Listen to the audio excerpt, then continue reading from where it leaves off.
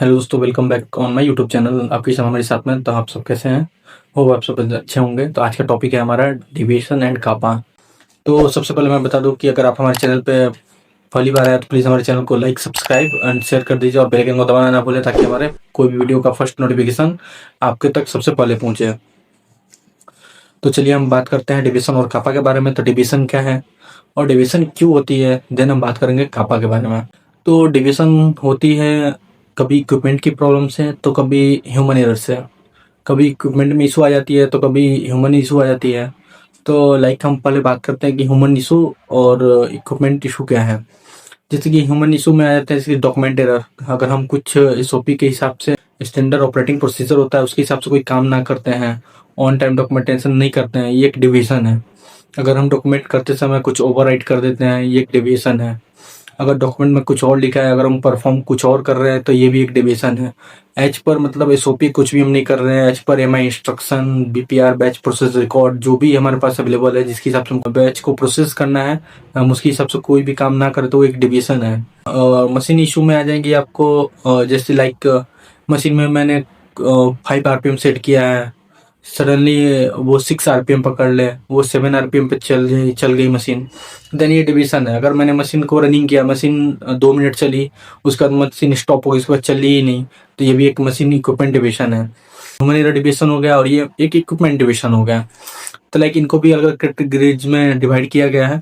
Like एक minor division है, एक मेजर डिवीजन में और एक क्रिटिकल डिवीजन में।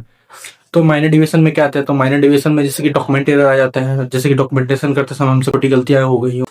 लाइक डॉक्यूमेंट में कुछ और लिखा था, हमने कुछ और लिख दिया, तो ये एक डॉक्यूमेंटेशन एरर हो जाएगा। जैसे कि हमको यस करना था वहाँ नो कर दिया, जहाँ नो करना था वहाँ यस कर दिया, ये भी और डॉक्यूमेंट ह्यूमन एरर है।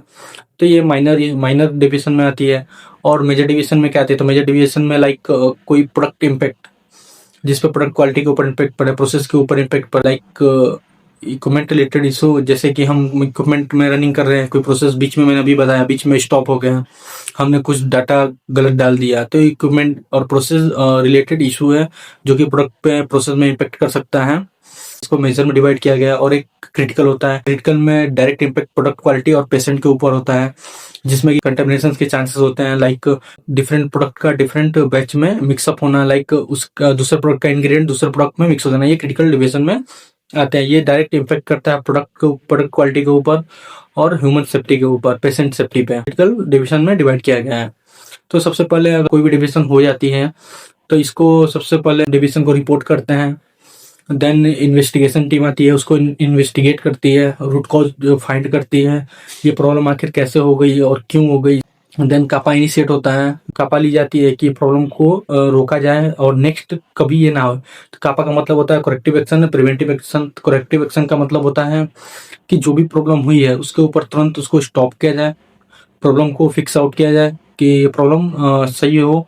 और नेक्स्ट प्रिवेंटिव एक्शन लिया जाता है, ताकि ये फिर दोबारा इन फ्यूचर कभी ना हो, ये प्रॉब्लम कभी सामने फेस ना करना पड़े। तो हो गया प्रिवेंटिव एक्शन। देन कापा इनिशिएट होने के बाद इम्प्लीमेंट होती है, इम्प्लीमेंटेशन की जाती है। देन इसकी इफेक्टिवनेस चेक की जाती है कि कापा लेने के बाद हमने जो भी करेक्टिव एक्शन लिया है वो काम कर रही है या नहीं कर रही है, इसकी वजह से कोई प्रॉब्लम फिर से हमें फेस तो करना ना पड़े। देन चेक करते हैं कि सभी चीज़ें हमारी प्रॉपर वर्किंग कर रही है, कोई इशू नहीं आ रही है। देन रिविजन क्लोज होता है। रिविजन क्लोज होने से पहले जो भी पर्सन फैक्ट्री या इंडस्ट्री में काम करते हैं, सभी को ट्रेनिंग दी जाती है कि हमारी कंपनी में ऐसी डिवीजन हुई है, जिसके लिए हम corrective action and preventive action ये ले रहे हैं।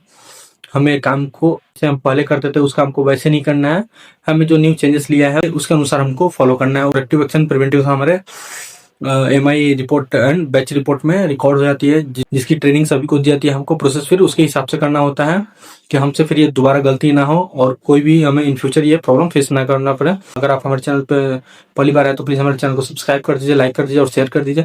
Thanks for watching, thank you. और वीडियो कैसा लगा प्लीज़ बताइए कमेंट करके। डिप्सन और कपा के बारे में अगर आपको कुछ और भी डिटेल्स चाहिए तो प्लीज़ कमेंट में आप क्वेश्चन करें, मैं आपको रिप्लाई जरूर दूंगा। Thanks for watching, thank you.